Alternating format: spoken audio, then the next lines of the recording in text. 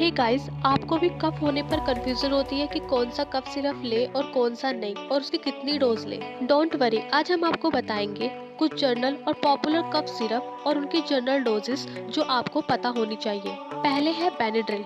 अगर आपको dry wait दोनों कफ है या फिर आपको जर्नल कफ से रिलीफ चाहिए तो इसे ले सकते हैं। इसकी टिपिकली डोज 5 से 10 ml होती है और दिन में आप इसको 3 से 4 बार ले सकते हैं। याद रखिए, इसे लेने से आपको नींद भी आ सकती है क्योंकि इसमें सेडेशन प्रेजेंट होता है। Next Ascoril plus.